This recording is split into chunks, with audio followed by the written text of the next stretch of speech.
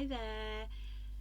Just little old me again with another card flip through. Now these arrived a couple of days ago, and as you can see they've still got that dreaded plastic seal on that I absolutely hate trying to get off.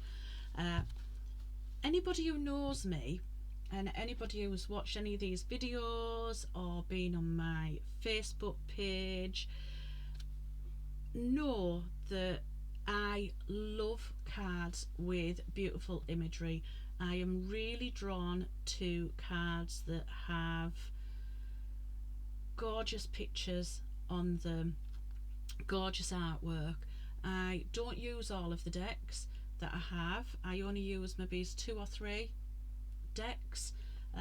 I'll use odd ones when I'm drawn to use them, different ones, but I do collect cards and I absolutely love cards. This is a deck that I'm really curious about. I'm really curious because I was drawn to buy this when I saw it, but unusually it has imagery but there's not the colours and such like. So this is the first time that I have looked at these cards properly, as you can tell with the plastic still being on, and I'm going to endeavour to unbox them now, if I can get this dreaded plastic off. Let me see, can I? Gosh, let me see. Yay, she's done it. God blimey, this is a tough one. Managed to get in there, but it's not wanting to open. So as you can tell, they're obviously quite well packaged. There we go. It's a card boxing, which I don't mind. I know some people say it's thin, it's cheap, it's, you know, but really a lot of us who collect cards keep them either in the original box or we keep them in little velvet bags and stuff, or boxes. Some people keep them in their own little wooden boxes. So I dare say if this was a deck that you were going to use all the time and it was going to be in and out of the box, you might well need to, you know, get a little bag or something for them, or just be very careful with it being a paper box. So created by Morgan Robbins, illustrated by Darshan Chorpash. You can see a couple of the images on there, and it says originally published in 1970, Morgan's Tarot makes a comeback with its retro black and white images and new age messages inspired by the 60s counterculture philosophy. Intended to expand the consciousness of the reader, this unique 88 card deck departs from the structure of traditional tarot with images and insights that can be enjoyed in any order. So as you can see, there's no number on that card. Let's see if that carries on through the rest of the deck. Oh no, look, there is more plastic. Why do we need so much plastic in this world? My goodness, it's plastic wrapped in plastic, isn't it? Let's see.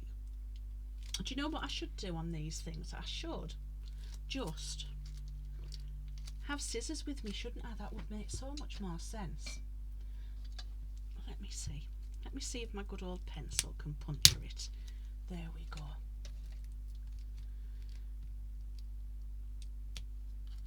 Here we go.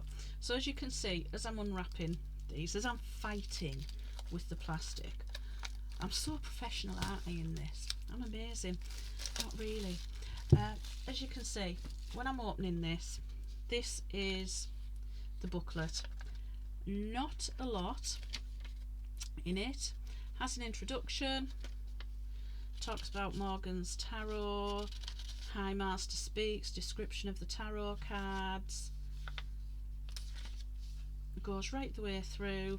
I'm assuming these are the cards. No suggestions of a spread. Oh, it talks about using the cards. Have the inquirer shuffle the cards several times. After the well shuffled, ask him or her to cut the deck. Blah blah blah.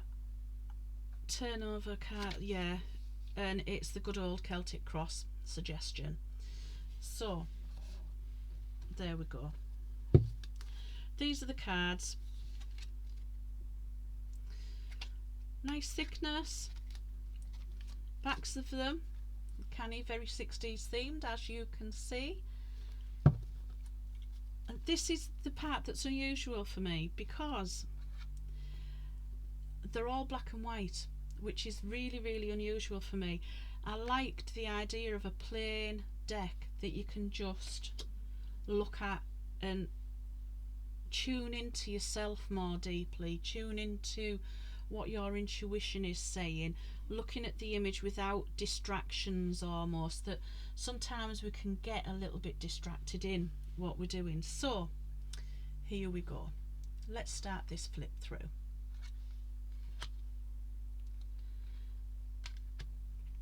Is it explained? There's no numbers on the cards,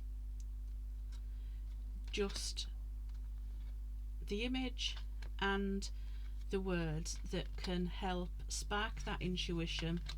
You could use the book if you wanted to, however there's very little information in the book really, which is probably how they've wanted it to be, so that it did encourage that tuning into yourself and digging a little deeper within your intuitive self.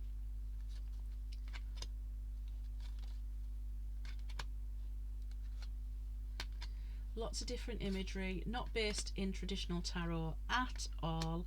I mean, if you are a traditional tarot reader, you may find some symbolism, you may be able to pick things out, but I'll be honest, I would almost be tempted to use these more as I would an oracle deck. Oh, blank card. So that must be there for a purpose. It might be explained in the booklet, it might be one that you can make yourself, or where you just say what comes into your mind. Who knows? So words on the different images. Some have a lot of imagery on them, others have very little imagery on them. Some seem to be more of a statement on them,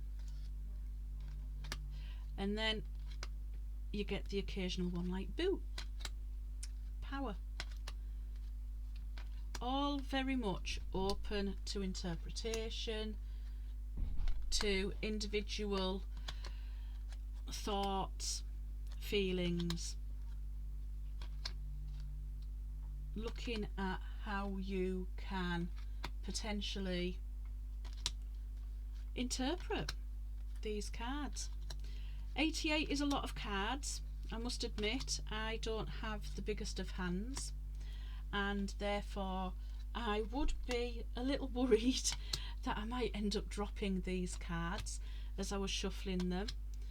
They aren't massive, thank goodness. If there had been a larger size card like some tarots are, I dare say it would have been very, very difficult to shuffle them. But yeah, they are what they are. I think if I was to work with these, I might need some time to tune into them, to blend with them, so that our energies mix quite well. I think reading them might be a challenge, but equally for some people would absolutely love the simpleness of them, and the way that there's just a word and an image, or a word and a symbol. So as you can see, quite a thick deck to hold. So this is them in my hand. It is a substantial amount of cards. What do the shuffle like? Yeah, shuffle absolutely fine. Oh, look at that, first time I've shuffled them and I'm already dropping them. It's not a good sign, is it? So yeah, shuffle absolutely fine, not a problem at all. Fanning out, because of the sheer number of cards, I think you'd need quite a large desk to be able to fan them out over fully. Fan out absolutely perfectly. Gorgeous cards. Not too shiny, not too matte. They feel as though they're going to last. They've got, it feels like a bit of a plastic coating on them, which will give it the sheen, but they do feel as though they would last if you were using them a lot. As I say, I don't think this is going to be one of my go-to decks, but I was just really very much drawn to the fact that they were so different and so plain, but also so open to interpretation. So that was Morgan's Tarot flip through, available through US Games again, but US Games, as I've said in previous card flip throughs, they don't currently ship to individuals, but you can get these in the UK. I think I got these off Amazon. You can probably get them from all sorts of different places. They are a canny deck. I like them in a quirky way. I like them in a very, very quirky way. So I might try using them. Who knows? They might be on my collector's shelf. We'll wait and see. We'll see what the energy says to me when I sit and mess about with them myself a little bit. But hopefully that was okay for you. Hopefully you enjoyed that flip through. If you are thinking of buying them, I don't think you'd regret them at all. I think you'd probably like them. If you are drawn to them like me, I know realistically I think I'll end up using them at some point. But yeah, Morgan's Tarot. Thank you for watching, and hopefully this has helped a little bit. Bye bye.